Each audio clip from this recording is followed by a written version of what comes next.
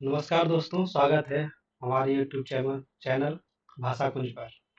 जैसा कि आपको पहले भी यूजीसी नेट पेपर के बारे में डिस्कस किया जा चुका है, कुछ बातें उसके बारे में बताई जा चुकी हैं। जो मुझे यहाँ पढ़ाना है वह है इकाई 1 शिक्षण अभिवृत्ति। इसके अंतर्गत हम जो पढ़ेंगे वह है अवधारणाएं, उद्देश्य, शिक्षण का स्तर, स्मरण शक्ति, समझ और विचारात्मक चीज बातें, विशेषताएं और मूल अपेक्षाएं। जो आज हम जो आज का हमारा टॉपिक होने वाला है उसका नाम है शिक्षण अभिवृत्ति। शिक्षण अभिवृत्ति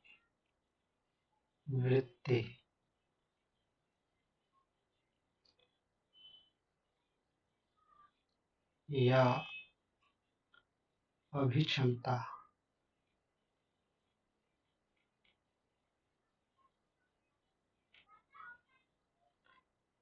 अंग्रेजी में कहें तो टीचिंग एप्टीट्यूड।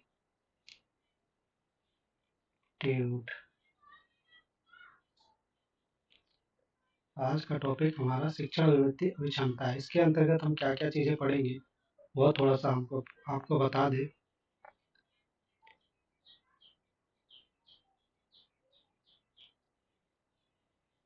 वह है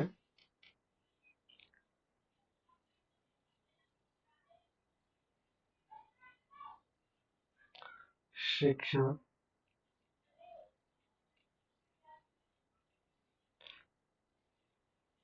प्रकृति। शिक्षण की प्रकृति क्या है, उद्देश्य क्या है, उद्देश्य,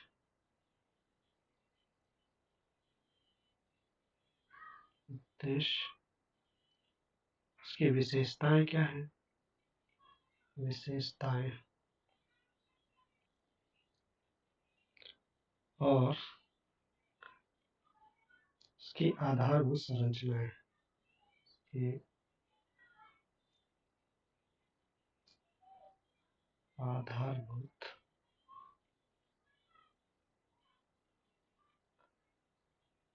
आवश्यकताएं, आवश्यकताएं।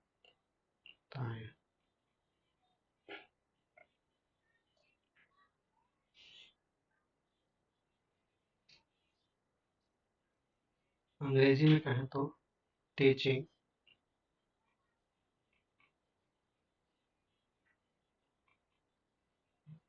Nature,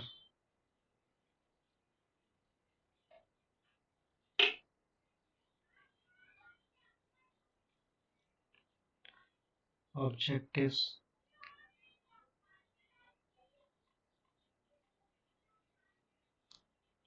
characteristics,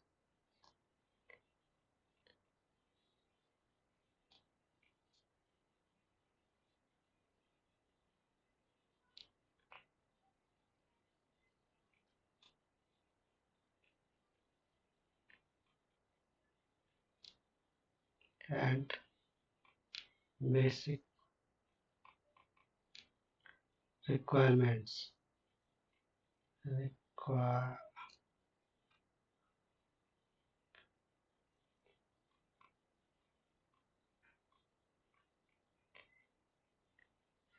requirements. इसके अंतर्गत हम जो पढ़ेंगे, सबसे पहले जो हेडिंग रहेगी हमारी वो होगी शिक्षण का अर्थ। शिक्षण का अर्थ क्या होता है, शिक्षण का अर्थ यानी मीनिंग, मीनिंग ऑफ टीचिंग।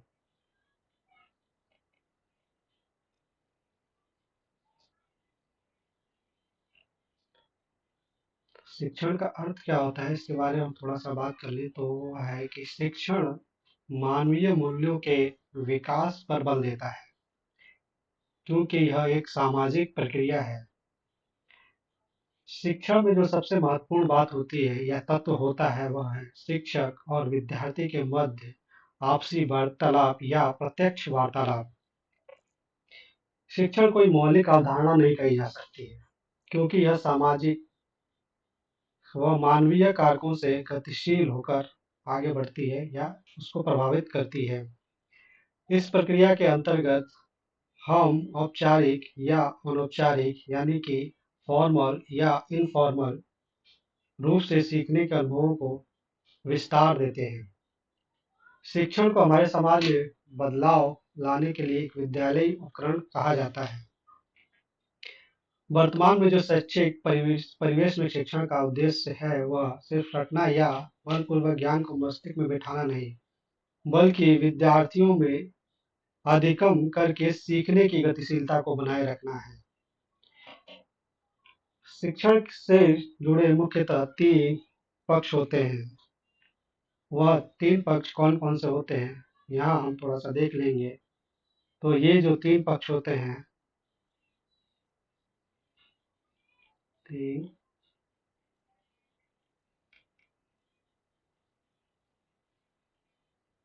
तीन पक्ष वे हैं शिक्षक, छात्र,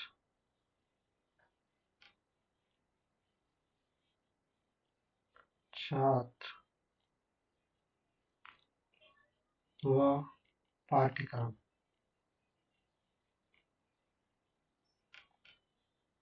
शिक्षण के द्वारा ही कोई छात्र नवीन ज्ञान का अर्जन करता है या नवीन ज्ञान अर्जित करने में सफल होता है।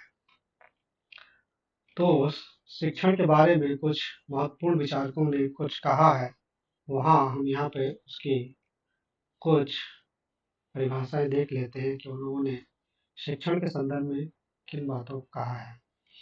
तो पहले जो मनोवैज्ञानिक हैं, मनोवैज्ञानिक क्लार्क।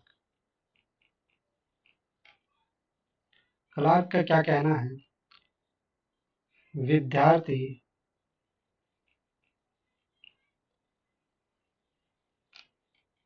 के व्यवहार में परिवर्तन लाने के लिए विद्यार्थी के व्यवहार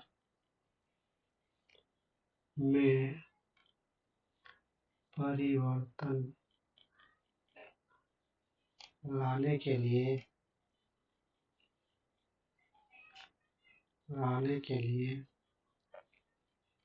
दी जाने वाली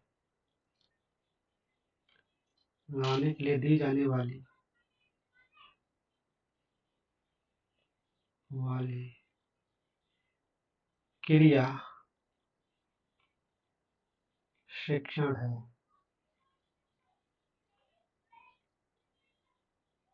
यानी कि छात्र के व्यवहार में जो परिवर्तन लाया जाता है वह प्रक्रिया ही शिक्षण प्रक्रिया कहलाती है। दूसरे जो हमारे मनोविज्ञानी हैं वह हैं बी ओ स्मिथ। इनका क्या मानना है, अधिगम को अभिप्रेरित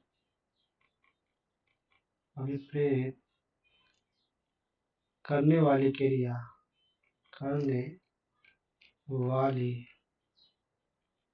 क्रिया शिक्षण है।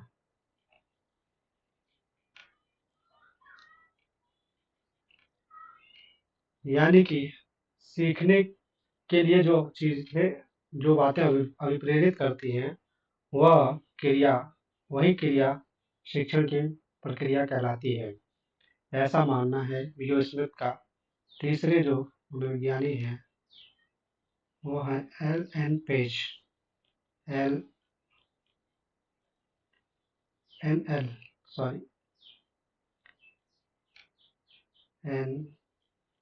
L page. इनका मानना है शिक्षण कला व विज्ञान दोनों दोनों है। एलन पेज का जो मानना है वह है कि शिक्षण कला भी है और विज्ञान भी है। वो आगे चल के हम डिस्कस करेंगे कि किस तरह से यह कला और विज्ञान दोनों है। चौथे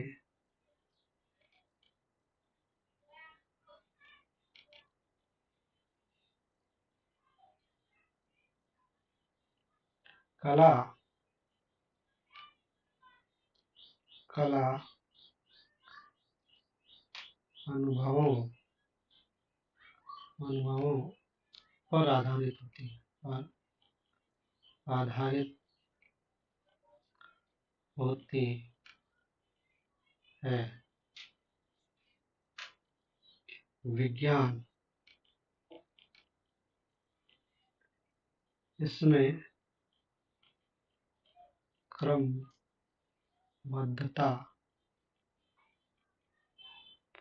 पाई जाती है।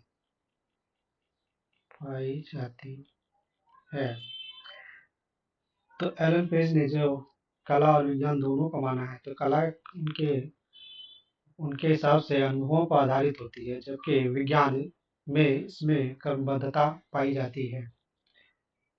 आगे जो हमारा हेडिंग है वह है शिक्षण की प्रकृति। शिक्षण की प्रकृति, नेचर ऑफ टीचिंग।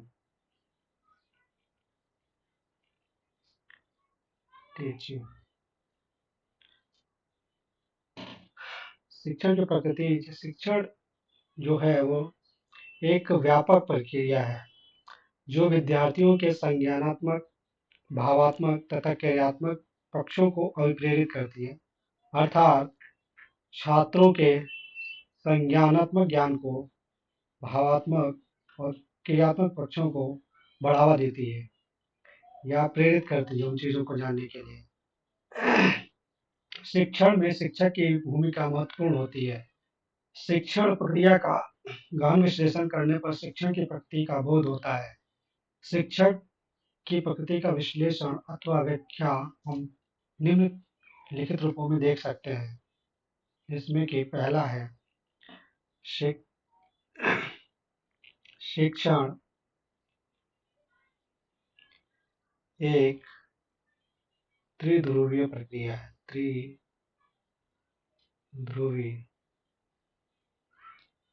प्रक्रिया है। Teaching is a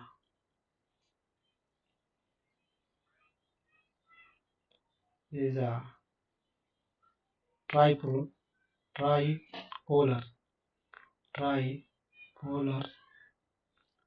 process।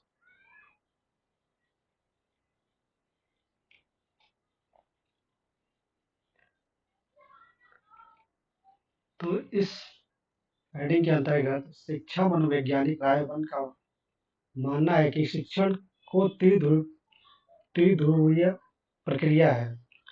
Ryburn जो कहते हैं वह विद्यार्थी, शिक्षक और पाठ्यचर्या शिक्षण के तीन ध्रुव हैं। बीएस ब्लूम के अनुसार बीएस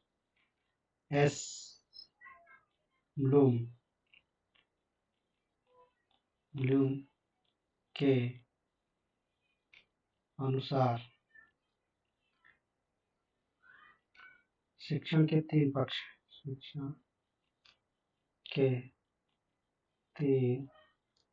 पक्ष हैं। शिक्षण उद्देश्य, सीखने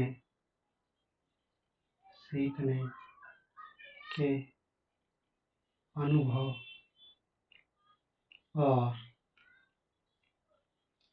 व्यवहार परिवर्तन।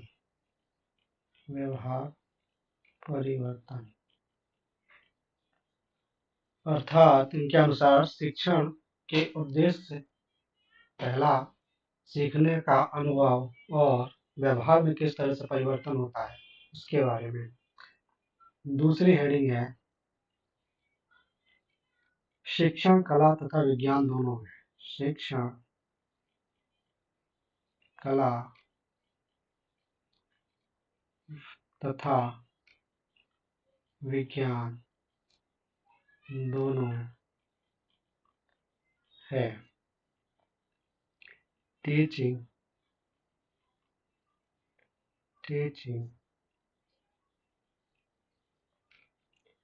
is a science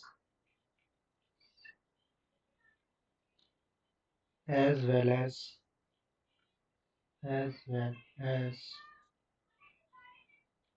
an art.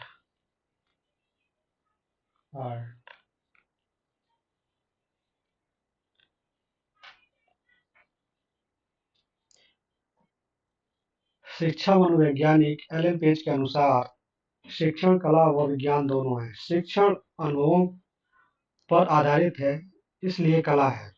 शिक्षण में नियोजन, मूल्यांकन तथा क्रमबद्धता का समावेशन होता है। इस तथ्य से इसके वैज्ञानिक पक्ष के महत्व को दर्शाया जा सकता है। और हमारा जो तीसरी हेडिंग है वह है शिक्षण अंतः प्रक्रिया। शिक्षण अंतः प्रक्रिया। Teaching is an interactive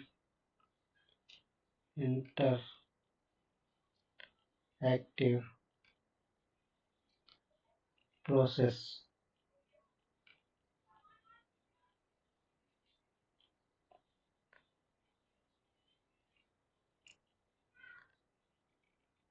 इसके अंतर्गत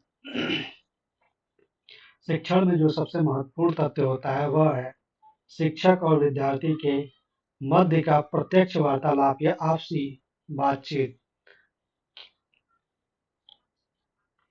चौथा शिक्षण निर्देशन की प्रक्रिया है। शिक्षण निर्देशन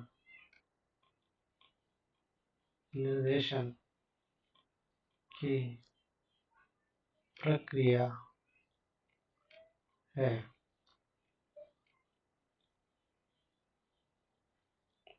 Teaching is the process of teaching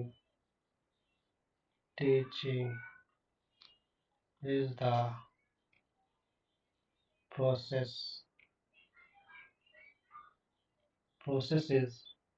process of directing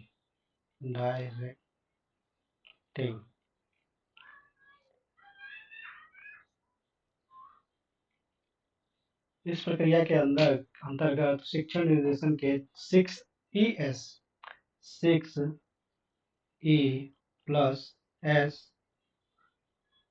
प्रारूप पर आधारित प्रक्रिया है जिसको कि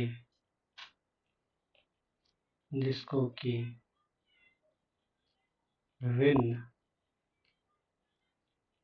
शिक्षण संस्थाओं के शिक्षकों के साथ परामर्श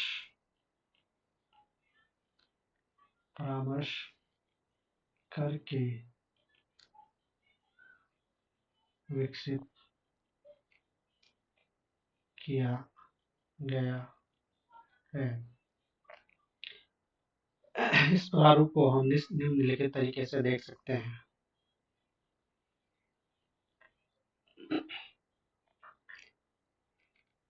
6a+s। क्या है 6a+s? तो पहला है इंगेजमेंट, इंगेज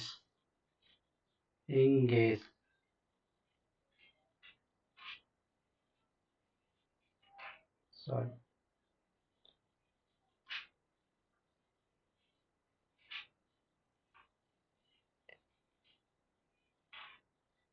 इंगेज यानी संलग्नता, संलग्नता। दूसरा है एक्सप्लोर,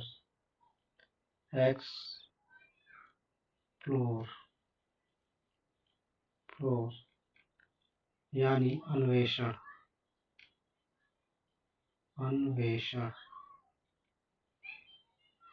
तीसरा है एक्सप्लेन, यानी व्याख्या। चौथा है एलोबरेट,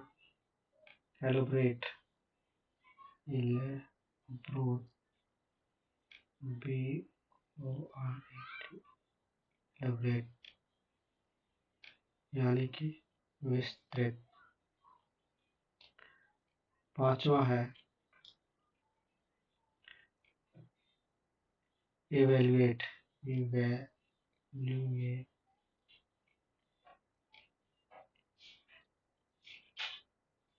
मूल्यांकन। छठा है एक्सटेंड, यानी विस्तार।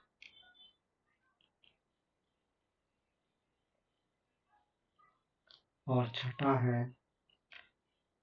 स्टैंडर्ड,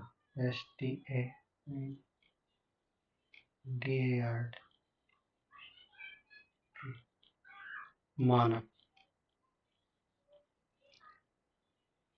इस तरह से हम 6e+s फॉर्मूले को देख सकते हैं कि इसके अंतर्गत क्या क्या चीजें आती हैं, जिसमें कि इंगेज है, संलग्नता है, एक्सप्लोर है, अन्वेषण है, या अन्वेषण मतलब नई नई चीजों को खोजना, एक्सप्लेन है किसी चीज की व्याख्या करना, एलोबरेट है विस्तृत जानकारी देना, इवेल्युएट है मूल्यांकन करना, एक्सटेंड है विस्तार करना, और छठा है स्टैंडर्ड, इसके मानक क्या है। इस तरह से हम इसके प्रारूप को देख सकते हैं 6e+s। आगे जो हमारी हेडिंग होगी वह है शिक्षण सामाजिक तथा व्यावसायिक प्रक्रिया है। शिक्षण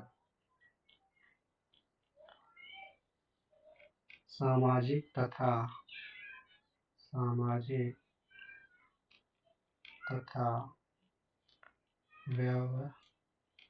व्यवसायिक प्रक्रिया है। टीचिंग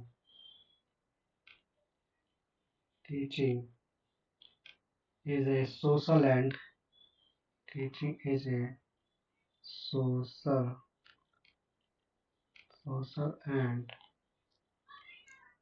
professional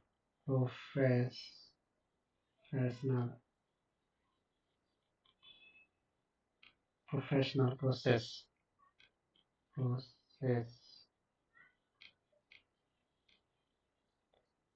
यानी कि शिक्षण एक सामाजिक प्रक्रिया है।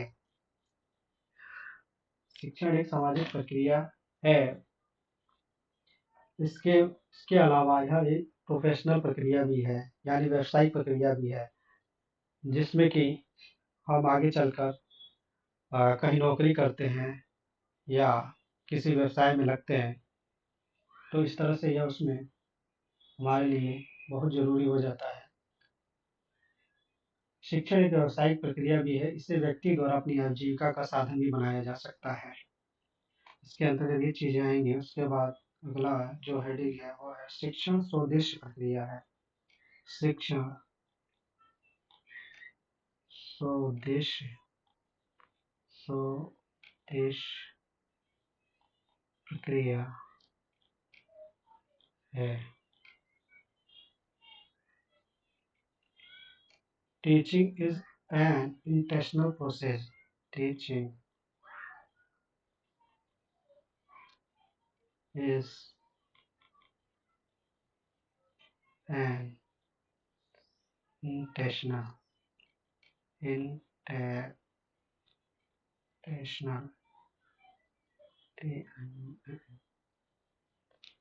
process.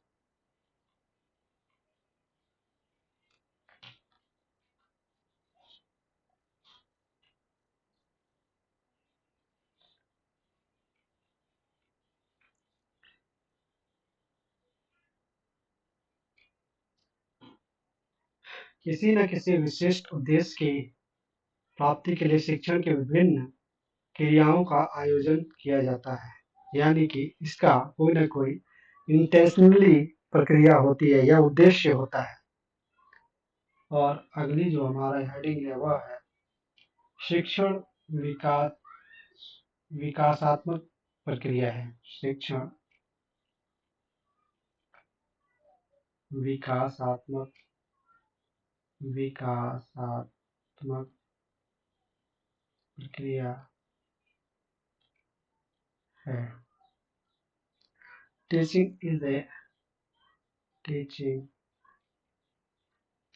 Is a process of development process of development।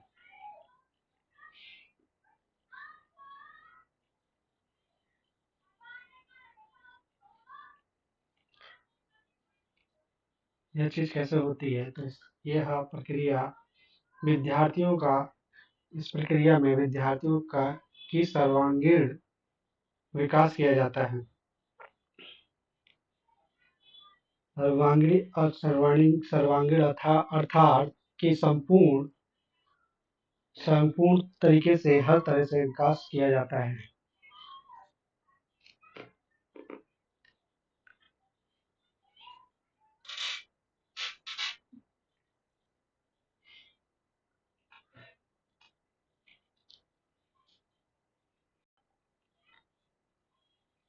शिक्षण विकासात्मक प्रक्रिया है। Teaching is process of development. इसके अंतर्गत विद्यार्थी का सर्वांगीण विकास किया जाता है। विद्यार्थी के संज्ञानात्मक, भावात्मक तथा क्रियात्मक पक्षों का विकास करना उनके व्यवहार में अपेक्षित परिवर्तन लाना ही इसका उद्देश्य होता है। अगला है शिक्षण तार्किक प्रक्रिया है। शिक्षण तार्किक प्रक्रिया है। टीचिंग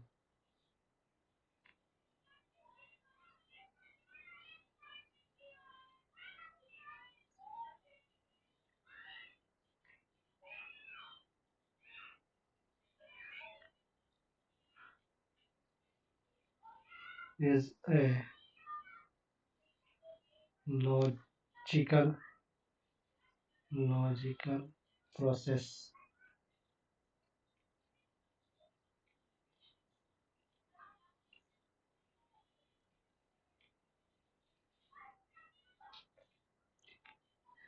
के अंतर्गत विद्यार्थियों की विषय वस्तु तथा पाठ्यचर्या का विश्लेषण तार्किक आधार पर किया जाता है। अर्थात विषय वस्तु क्या है, पाठ्यचर्या क्या है, इसके आधार पर इसका विश्लेषण किया जाता है।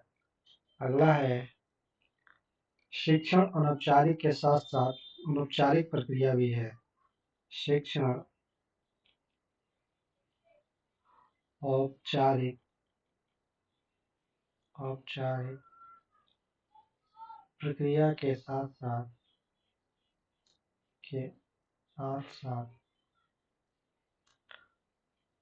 अनौपचारिक चारिक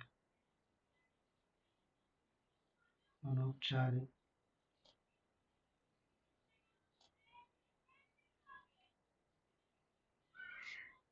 प्रक्रिया है। टीचिंग इज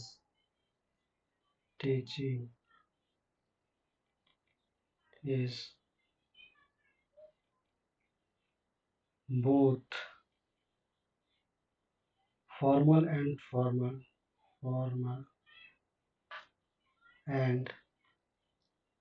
informal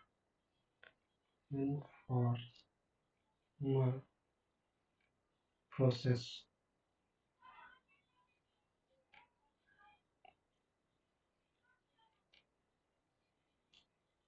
शिक्षण प्रक्रिया को बेहतर और सारगर्भित बनाने के उद्देश्य से विद्यालय में शिक्षण और विद्यालय के बाहर शिक्षा कार्यक्रम संचालित किए जाते हैं।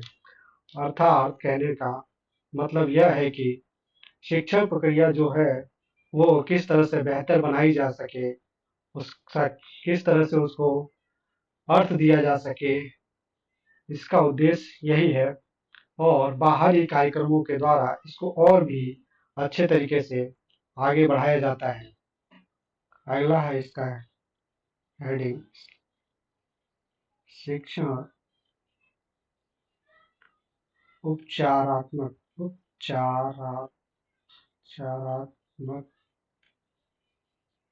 प्रक्रिया है।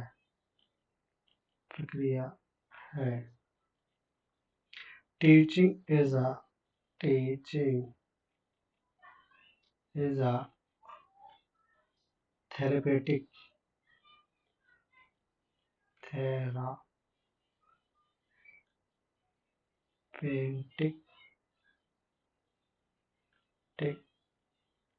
process।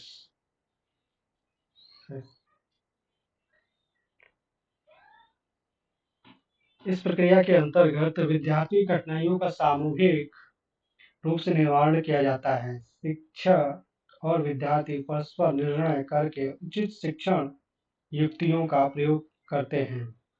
अर्थात विद्यार्थियों की कठिनाइयों का सब मिलजुल कर निवारण करते हैं। अर्थात शिक्षक और विद्यार्थी आपसी वार्तालाप में यह निर्णय लेते हैं कि क्या उचित है और क्या अनुचित, और उसकी गुत्थियों को सुलझाने का कार्य करते हैं। इसी प्रक्रिया के अंतर्गत अगली जो हेडिंग है वह है शिक्षण भाषाई प्रक्रिया है। शिक्षण भाषाई प्रक्रिया है। Teaching is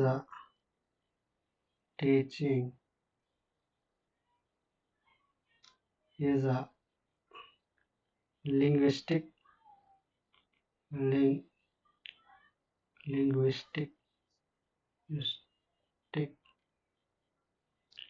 process।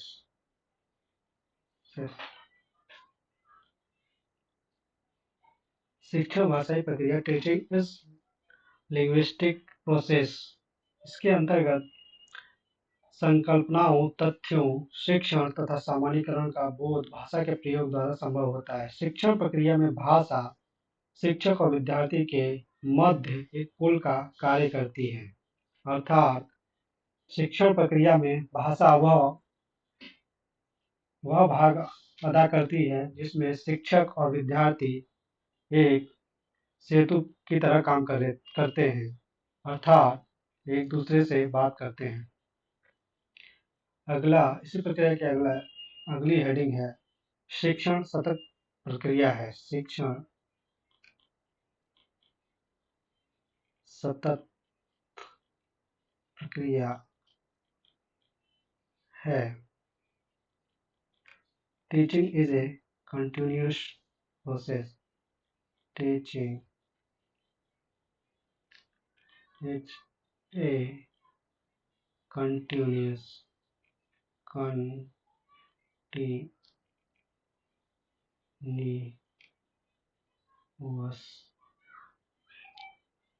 process।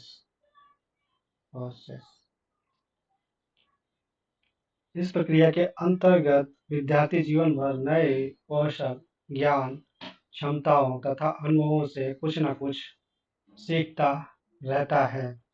इस प्रकार हम देख सकते हैं कि शिक्षण की जो प्रकृति होती है वह इन प्रक्रियाओं पर निर्भर होती है। आगे जो हमारी हेडिंग होगी वह होगी शिक्षण के उद्देश्य क्या हैं। शिक्षण उद्देश्य, शिक्षण के उद्देश्य, objective of teaching, objectives of teaching.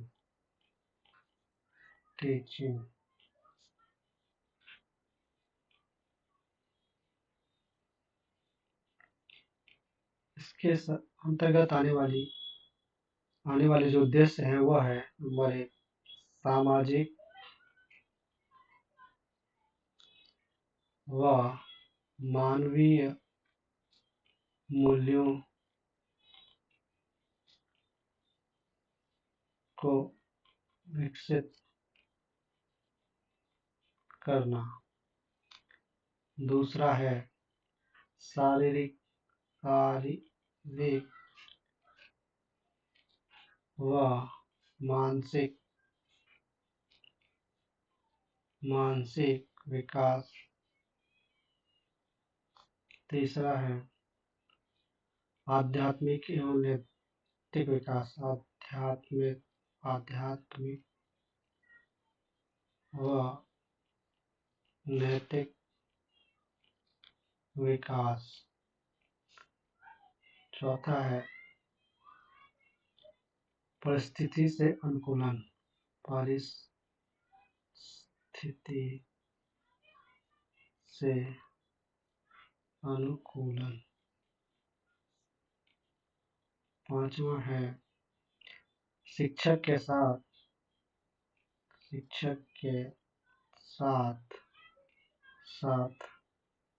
सहपाठियों व विद्यालयी वातावरण के साथ सहभागिता।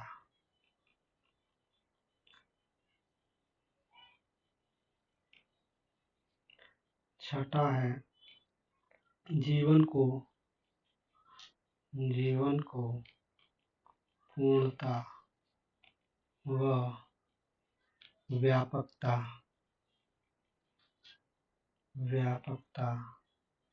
प्रदान करना। सातवां है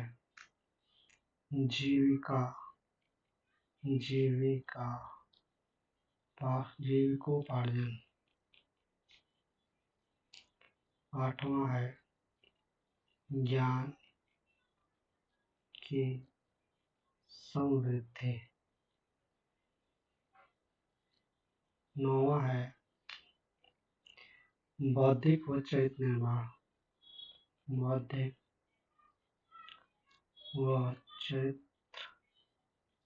निर्माण। 10वां है आपसी सहयोग व भ्रातृत्व की भावना का विकास।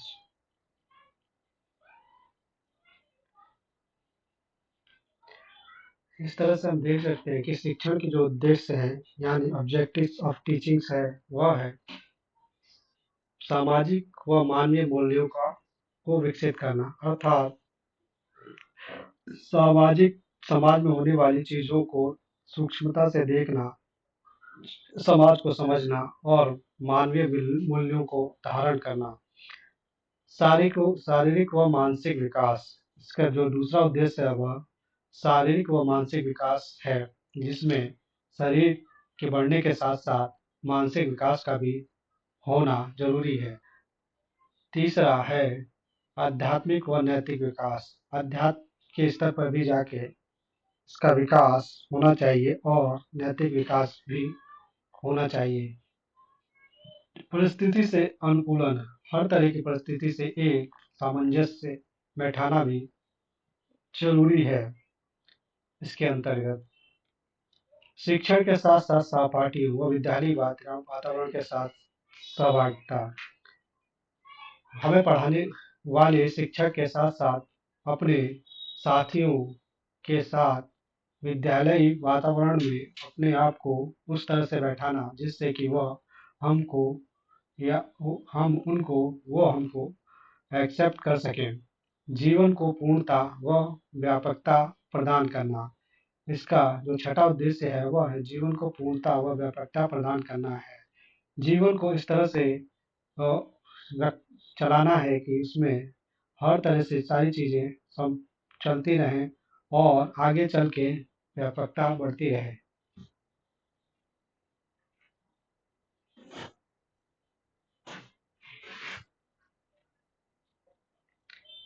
सातवां है जीविकोपार्जन। इसका सातवां जो उद्देश्य है वह है जीविकोपार्जन, अर्थात हमें आगे चल के कुछ ना कुछ करना है। इसका ये उद्देश्य है नौकरी या कोई भी इनफॉर्मल काम करना। ज्ञान की समृद्धि, ज्ञान की जो सीमा है उसको बढ़ाना और चीज़ों को जानना और नित्य उसको बढ़ाते रहना। बौद्धिक व चरित्र निर्माण। इसका 9वां उद्देश्य बौद्धिक व चरित्र निर्माण है। 10वां इसका जो उद्देश्य है वह है आपसी सहयोग व भातृत्व की भावना का विकास करना। बच्चे में आपसी व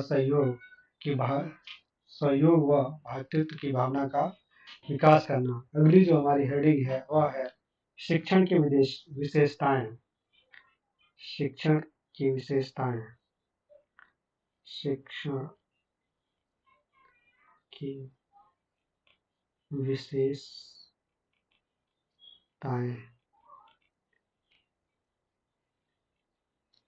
कैरेक्टरिस्टिक्स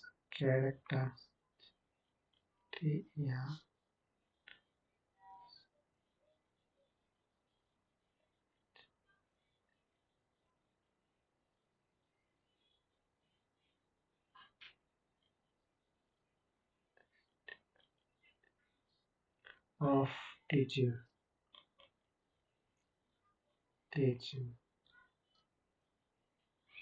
की जो विशेषता है वह है नंबर 1 प्रगतिशीलता।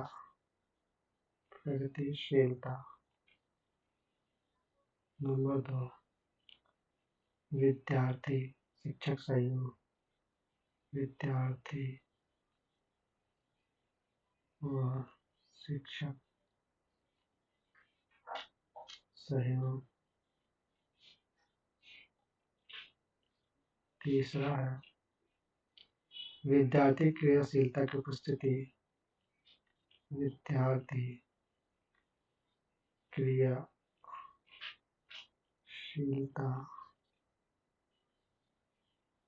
की उपस्थिति।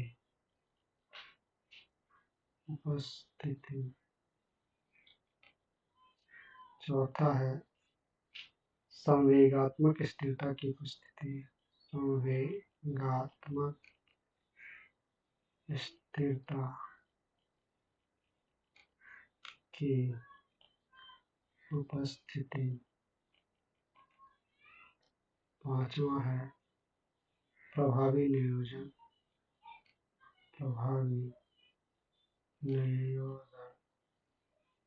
छठा है लोकतांत्रिक आदर्शों।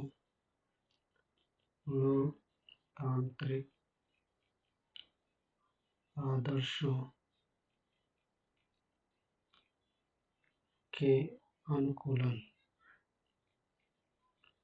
सातवां है उत्तम विधियों पर आधारित।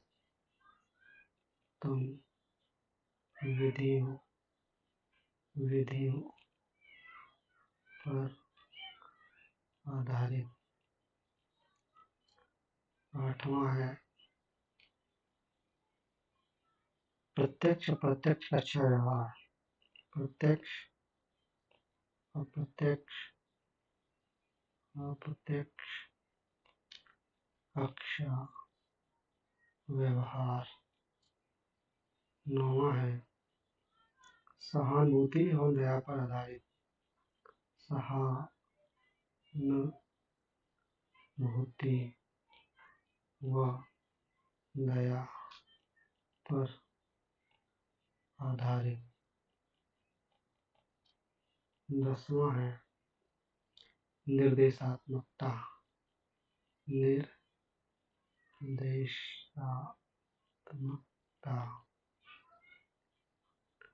11वां है विद्यार्थी शिक्षक घनिष्ठ संबंध। विद्यार्थी शिक्षक घनिष्ठ संबंध। 12वां है निदानात्मक।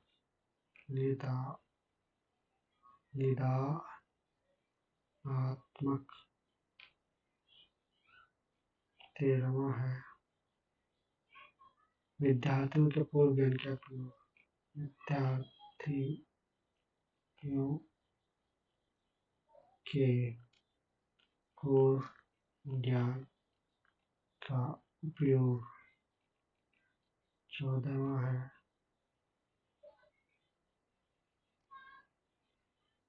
अपेक्षित सूचनाओं का आदान प्रदान।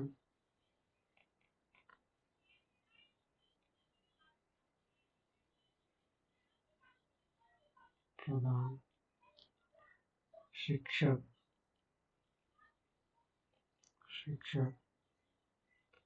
दार्शनिक एवं मित्र की भूमिका में।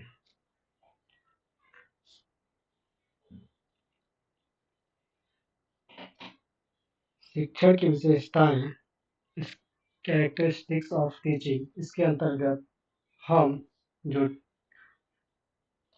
चीजें देख रहे हैं वह है प्रगतिशीलता, विद्यार्थी व शिक्षक सहयोग, विद्यार्थी क्रियाशीलता की उपस्थिति, संवेगात्मक स्थिरता की उपस्थिति, प्रभावी नियोजन, लोकतांत्रिक आदर्शों के अनुकूलन, उत्तम विधियों पर आधारित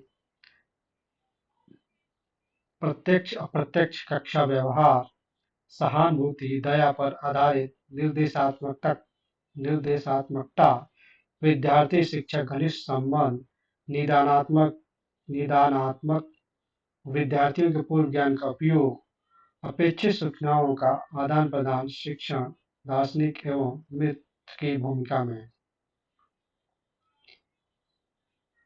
अगली हमारी जो हेडिंग होगी वह है शिक्षण के प्रकार। शिक्षण के प्रकार।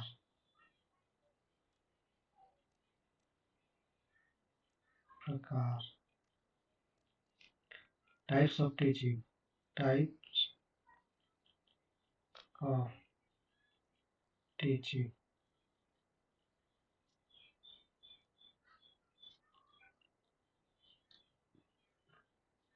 निरंकुश शिक्षण।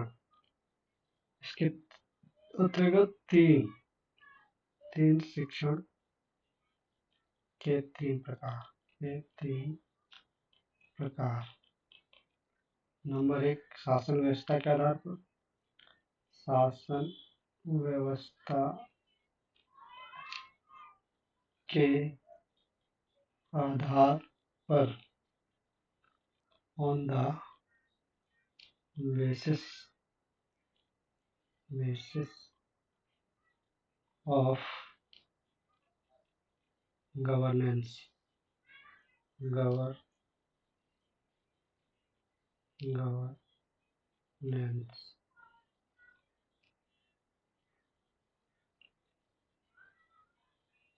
इसके अंतर्गत शिक्षण, निरंकुश शिक्षण, हेडिंग होगी निरंकुश शिक्षण।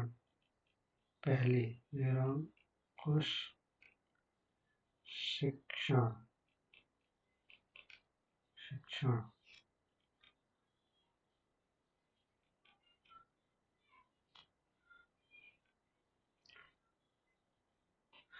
निरंकुश शिक्षण का मतलब क्या है? यानी शिक्षण प्रक्रिया का संचालन शासक की इच्छा के अधीन होता है। जैसे कि पहले प्राचीन समय में राजतंत्र में शिक्षा का जो संचालन होता था। दूसरा है लोकतांत्रिक प्रणाली का शिक्षण, लोकतांत्रिक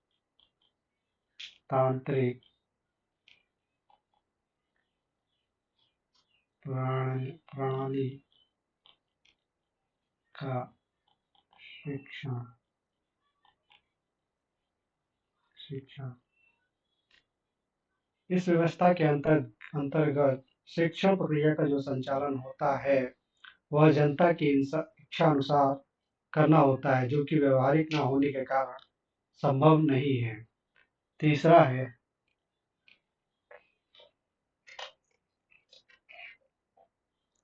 हस्तक्षेप रहित शिक्षण, हस्तक्षेप रहित शिक्षण।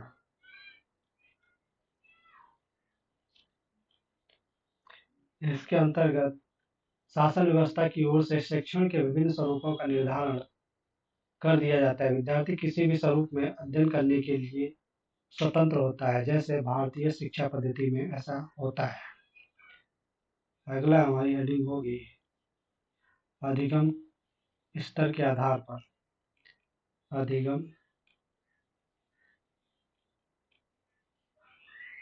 स्तर के आधार पर, on the basis of learning level।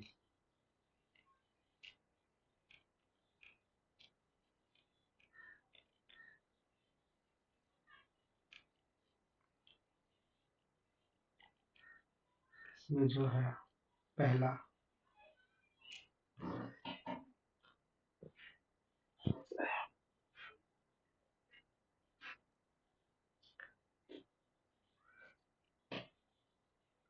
स्मृति स्तर पर शिक्षण। यह एक मानसिक प्रक्रिया है जो अधिगम, धारणा, प्रत्यास्मरण एवं प्रत्यभिज्ञान आदि चरणों से मिलकर पूर्ण होती है। प्रस्तुतिकरण के क्रम में महत्वपूर्ण बिंदुओं को दर्ज किया जाता है।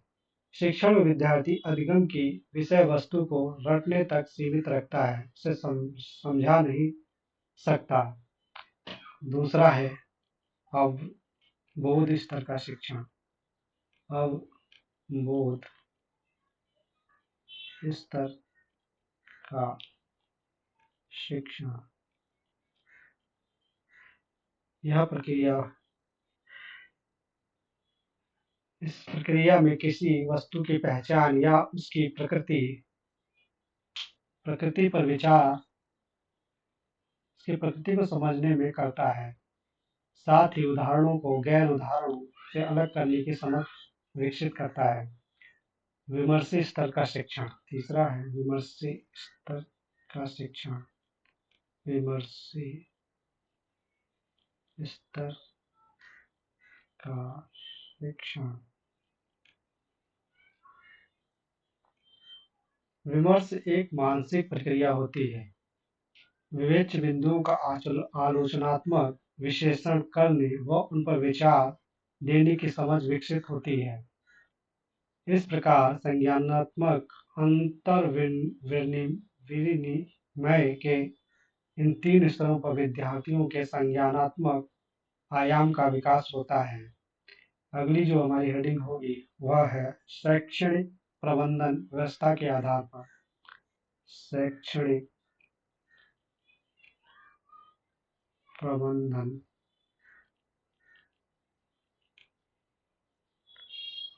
व्यवस्था के आधार आधार पर on the on the basis of educational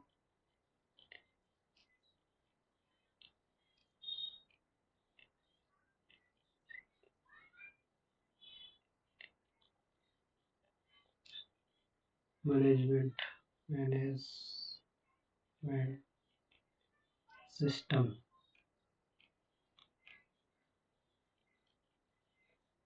इसके अंतर्गत भी तीन बातें आती है। नंबर एक, औपचारिक औपचारिक शिक्षण शिक्षण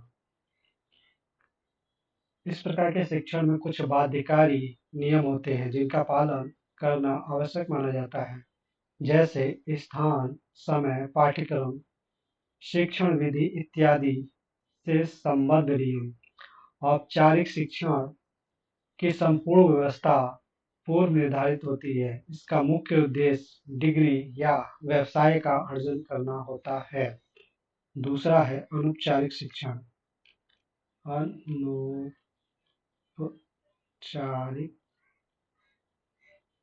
शिक्षण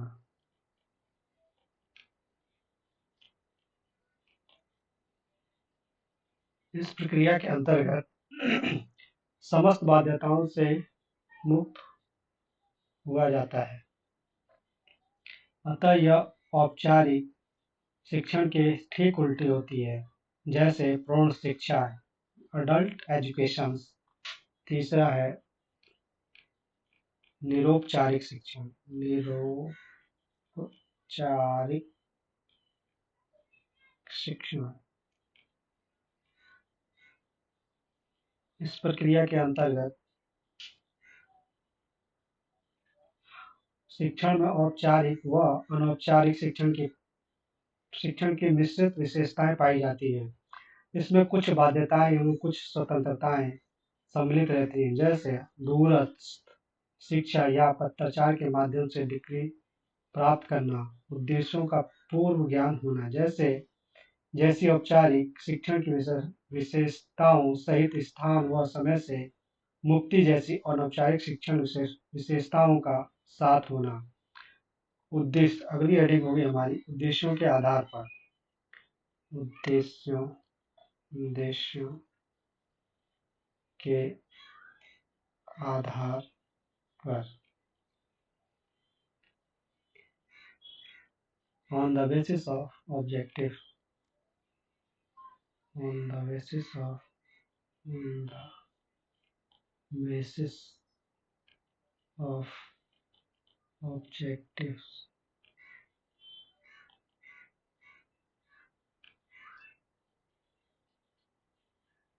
सबसे पहले बीएस ब्लूम ने अपनी पुस्तक शैक्षिक उद्देश्यों का वर्गीकरण दी टैक्सोनॉमी ऑफ एजुकेशनल ऑब्जेक्टिव्स में शिक्षण का उद्देश्य आधारित वर्गीकरण प्रस्तुत किया है। इसके तीन रूप हैं।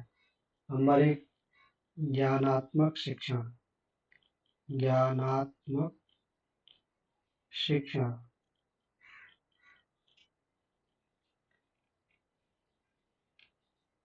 कॉग्निटिव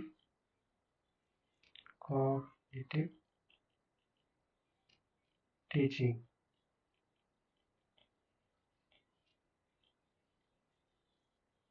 इस शिक्षण से ज्ञानात्मक उद्देश्यों की पूर्ति 6 चरणों में होती है: ज्ञान, अवबोध, प्रयोग, विश्लेषण, संश्लेषण एवं मूल्यांकन। दूसरा है भावात्मक शिक्षण। भावात्मक शिक्षण अफेक्टिव टीचिंग।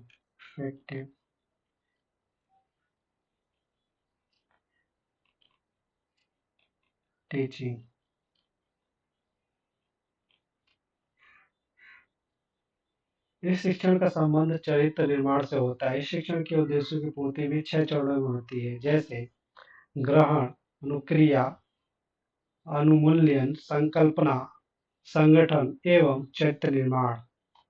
तीसरा है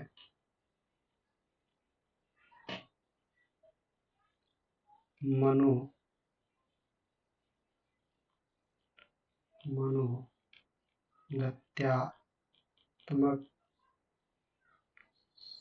शिक्षण शिक्षण साइकोमोटर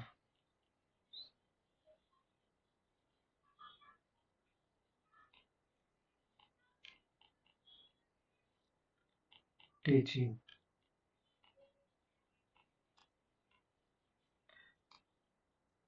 इस शिक्षण का संबंध मस्तिष्क व सारे शरीर दोनों से होता है। इस शिक्षण के विकास को 6 चरणों में पूरा किया जाता है, जैसे उद्दीपन, कार्य, कारण, नियंत्रण, समायोजन, स्वाभाविकरण एवं आदि निर्माण। शिक्षण स्वरूप के आधार पर अगली हेडिंग है शिक्षण स्वरूप स्वरूप के आधार पर on the basis of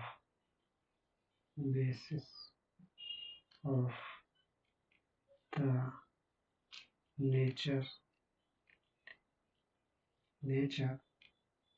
of education।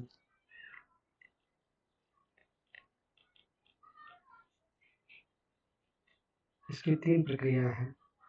Number 1 वर्णनात्मक, डिस्क्रिप्टिव,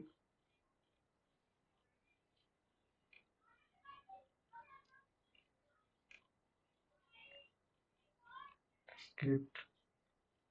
दूसरा है निदानात्मक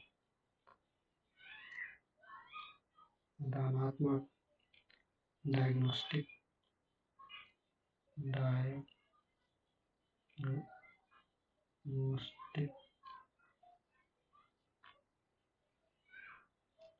तीसरा है उपचारात्मक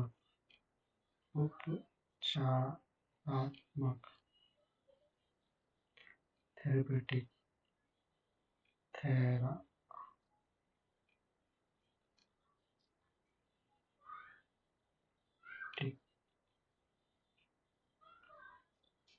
अगली हेडिंग है क्रियाओं के आधार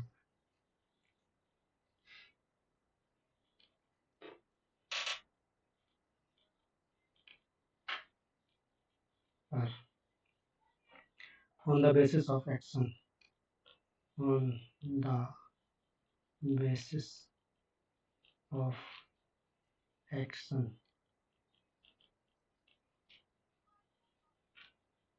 इसकी भी 3 प्रक्रिया है।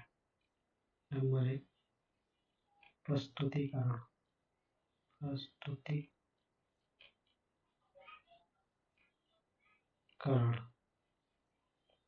प्रेजेंटेशन।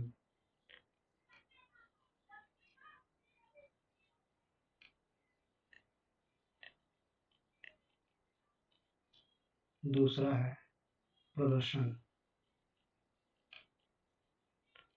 परफॉर्मेंस।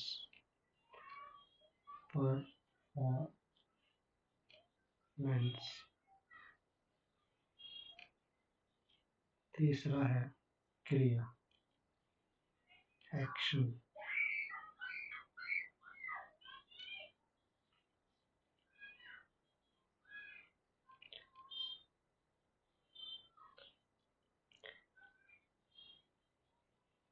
इस तरह से हम आज शिक्षण की जो एक प्रक्रिया है उसको हमने शुरू से आखिर तक देखा है कि वह किस तरह से चलते हैं। तो आज के लिए यहीं पर हम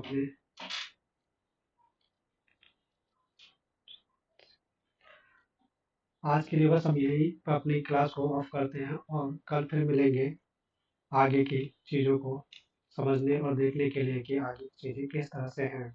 तब तक के लिए धन्यवाद।